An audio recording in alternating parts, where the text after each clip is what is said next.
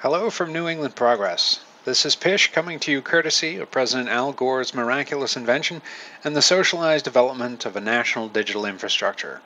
My hope is to serve for you as a bulwark against the rapidly virally induced astroturf propaganda of the fascist, proto-sociopathic, fundamentalist, anti-thought, anti-worker, anti-gay, black woman, poor, leave it to beaver, mind trips, back to the 50s, gun-toting, jingoistic, fetus-fixated, sex-outlawing, birther, dominionist, tenther, climate change-denying, torture-cheering, hedge fund manager, tax-cutting, war-hungry, xenophobic, end-timer, bunker-dwelling, homeless-kicking, education, environment, healthcare-destroying, history-revising, fact-free survivalist, corporate welfare-doling, right-wing nut-job groupthink that pervades the airways and internet byways.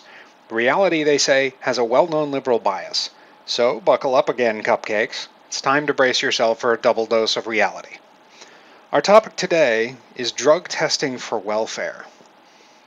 So a lot of you know this already, but I wanted to touch on the subject because we've had some conversations on Facebook, and there's been a number of articles out recently. Tennessee just finished its full year's worth of drug testing for welfare recipients, and the results are exactly what you'd expect. It was a gigantic waste of taxpayer money. The drug testing, the rate of success, or rather the rate of catching people on drugs that are receiving welfare in Tennessee, is 0.19%. So that's a fraction of a percent were tested positive for drug use. This is echoed. This rate is it's lower than some of the other states that have implemented these types of systems at great taxpayer expense. By the way, in Florida, 2.6% tested positive for drug use. The lion's share of that was actually marijuana. In Arizona, of 87,000, they caught a single positive result, a single one, just the one. And they managed to save the state of Arizona $560. That's a tremendous savings.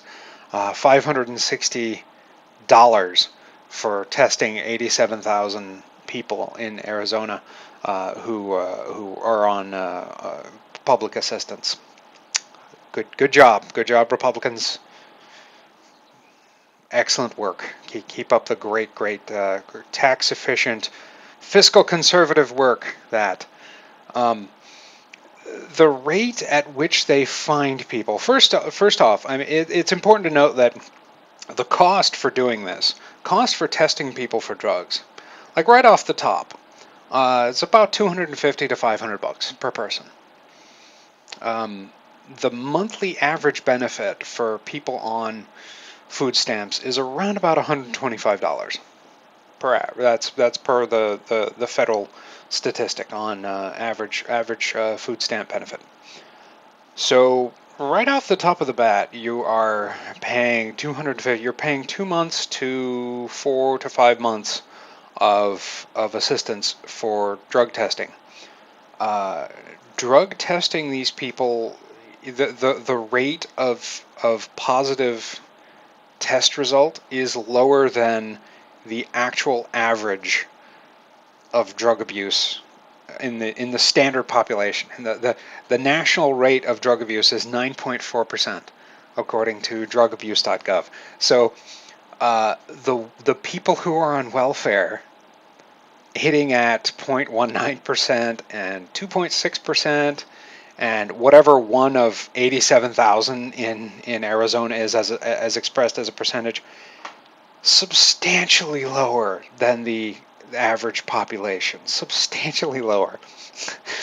So you could almost say that if you wanted to find, who was and who wasn't using drugs, who wasn't abusing drugs, you could look to people who were not on welfare, and you would have a better time you would have a statistically more probable time finding someone who was on drugs if they were not on welfare than if they were on welfare.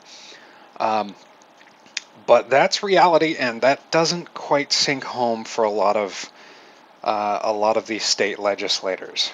One thing I'd like to see, I would love to see, drug testing for elected officials, city, county, state, and federal, but especially at the state level, because any of you familiar with some of the political exploits of me and my circle of friends in Florida, you know we've bumped into a couple of state legislators down there who there's no way they're not on drugs. There is absolutely no way.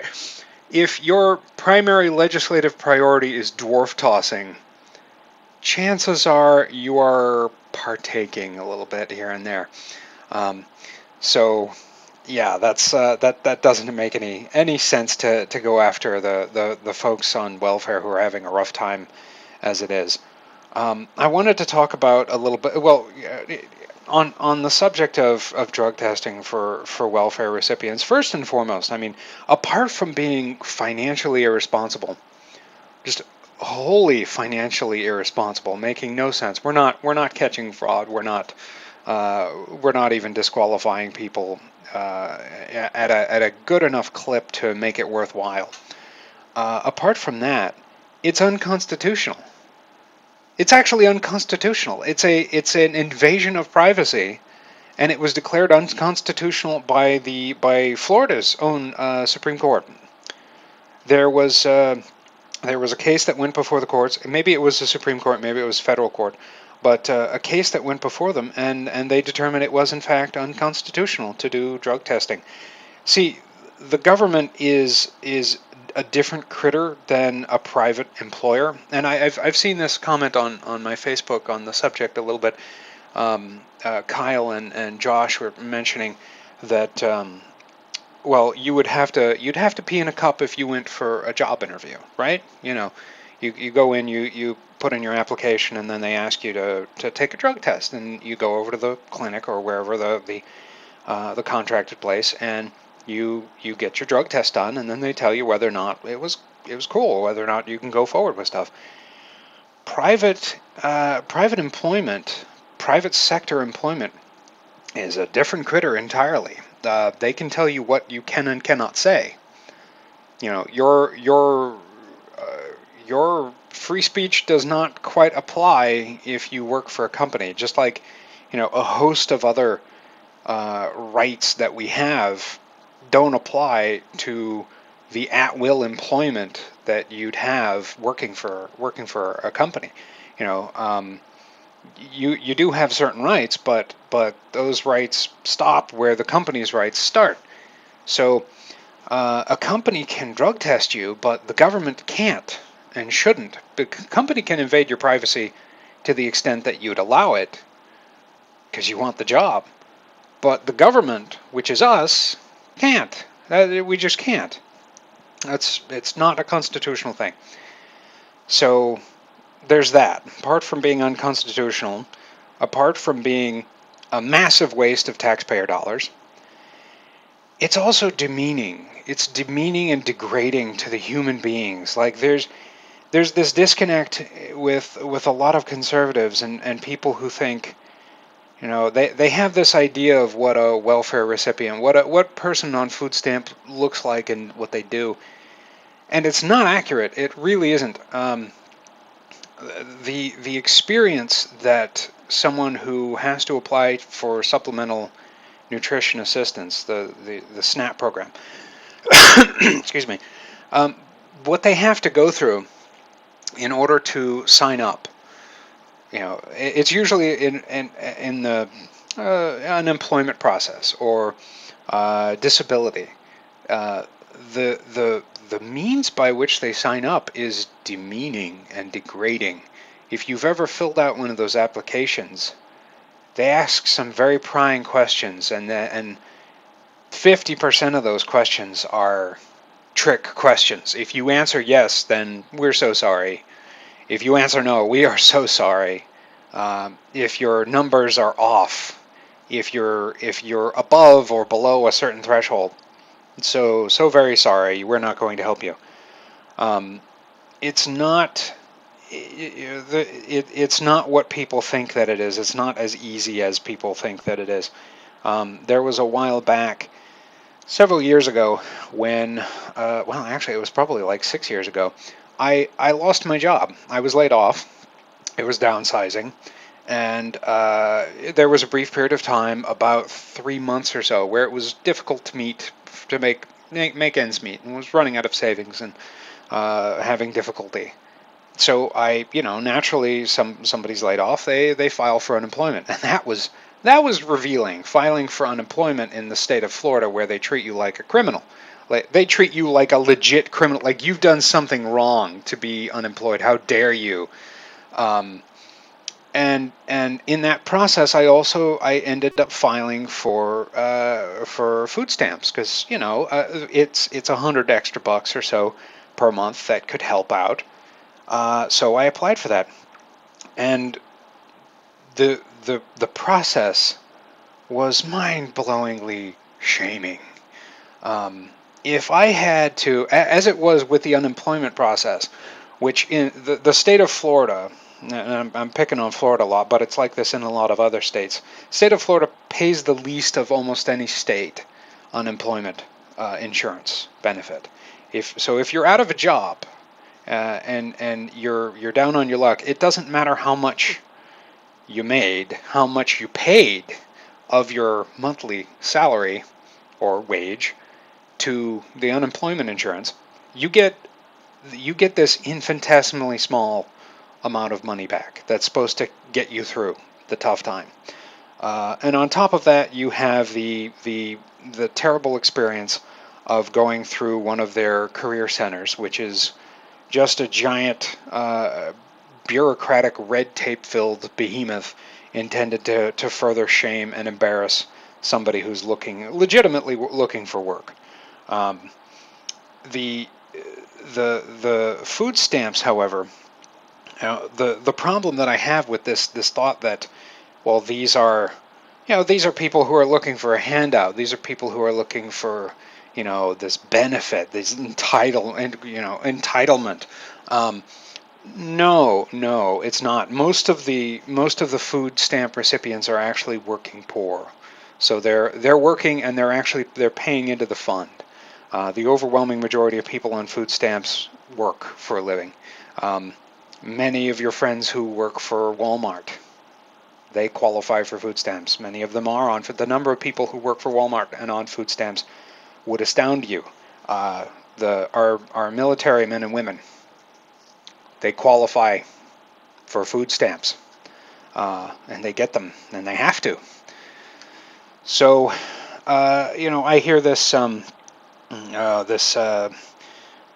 self-righteous speech about, well, that's how dare you, and how could you, and you have to prove yourself to us before you take any money out of this program that we've set aside.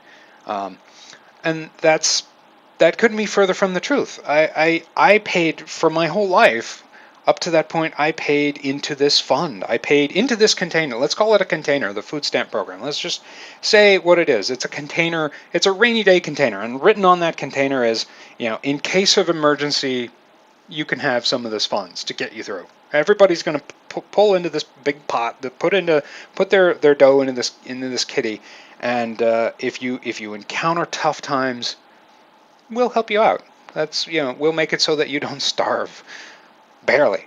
And it should function the same way that the take a penny, leave a penny does. If you've got extra pennies at the cash register, just toss them in there. That will help someone else. And if you have enough, you're not going to need to take. There are people who make way more than all of us that toss in, and who knows, maybe something terrible happens to them. They might need it. But chances are they won't. Some people never have to use that little pot for money. So, yay, good job on them. I know I put way more in than I'm ever going to need to take out. But during that time when I needed it, during that brief 1 to 3 month period of time where it was like, oh, this is really, really difficult, trying to navigate this system, trying to get the money back that I put in there, my money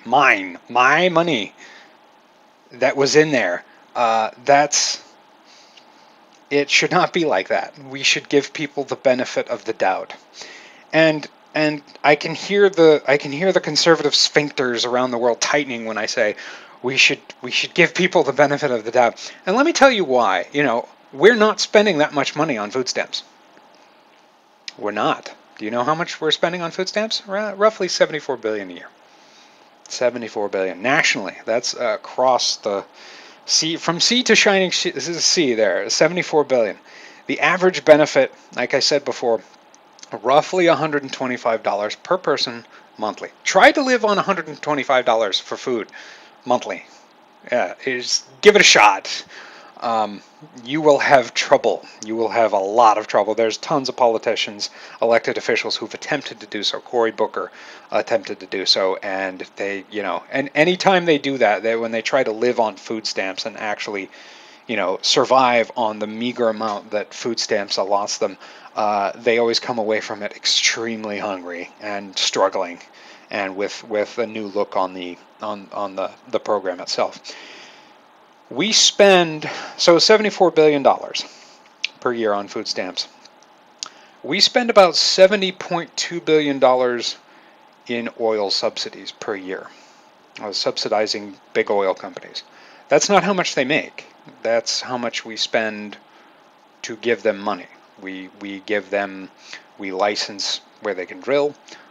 We give them massive tax cuts, about $50 billion worth, plus we give them additional money. We also do about $93 billion in direct subsidies. Direct subsidies, that doesn't include tax cuts, to corporations beyond big oil. That's what we do per year, every year, to just those two line items. The F-35 fighter jet plane that the military has decided to push forward with for the past however many years, that alone could fund in its entirety the food stamp program of the United States of America for 14 years. So you want to talk about where we're spending our money and how we need to be a little more cautious about it? That would be a start. Let's not talk about the tiny amount that we spend on food stamps. Let's discuss some of the bigger areas. I've actually got. I'm going to show you this a little example here, and I'm allowed to do this. I looked this up beforehand, so don't freak out on me. This is allowed to be done based on this statement that I am not going to defame or destroy this money in an effort to defraud the U.S. government or pass this off or whatever. So that's the little disclaimer that's required. So this is $1. Let's say that this represents the sum total of the U.S. budget. This is the budget of the United States. Okay, this is how much we spend in a year's time. Okay, I'm going to take these scissors here, and I'm going to cut off what represents the amount of money that we spend on food stamps, food support for the poor. Let's see here. This is going to be a little difficult. So it's a fractional amount, and if I can, I'm just going to be as careful as I can here, and I'm going to take off the furthest possible. This is already too much. This is already, unfortunately, too much, but it will serve the point, I hope, to indicate how much we actually spend. There you go. I don't know if you can see that. There's the sliver. That's food stamps right there. This is the U.S. budget. That would be food stamps. So, yeah, let's complain. Let's be upset about how much we're spending. Let's drug test for this. Let's spend an extra amount of this on drug testing for this. Yeah. So that's food stamps. I'm going to set that aside there, and I'll glue it back later so there's no complaints. Now let's look at let's say military spending. Let's say contract military spending. Oh, who knows what I'm going? Where does that go, huh? I say contract military spending.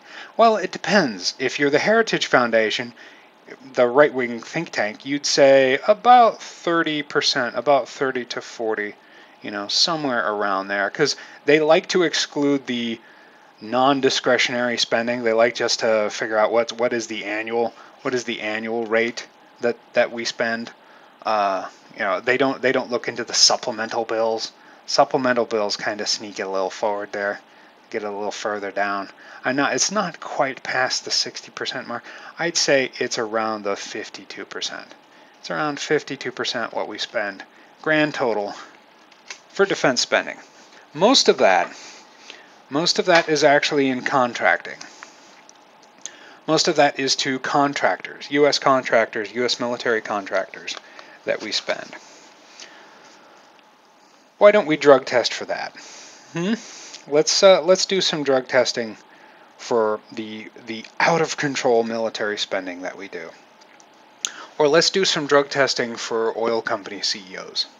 Let's do some drug testing for state legislators, corporations that receive massive, massive unjustified subsidies, way more than we spend on supplemental nutrition assistance program. About 20 billion more than we spend, not including oil. So when you think of the stereotypical welfare queen, the image that should come to your mind shouldn't be the struggling poor guy, the struggling poor person leaning back with a bag of Cheetos and a blunt. Think instead of, if you would, the far more accurate welfare queen, which is the 80s, the sniveling 80s hedge fund manager with a diverse portfolio in energy exploration and military contracting, sitting there in the penthouse suite snorting a pound of cocaine off a hooker's butt, courtesy of you and me, Joe taxpayer. That's more accurate than to say the guy who's struggling, the family who's having issues making ends meet because they work at Walmart or they work wherever and they're not able to get ahead. So this one went a little long. I thank you guys for sticking with me. These are fun, and I hope you enjoy. I hope you stick around. I'm going to give you the obligatory, if you like this video, if you were interested, comment below, like, subscribe, share with your friends, do all that stuff. And if you do, I'll keep making them. If not, whatever. But thanks for watching. I appreciate it. Ciao.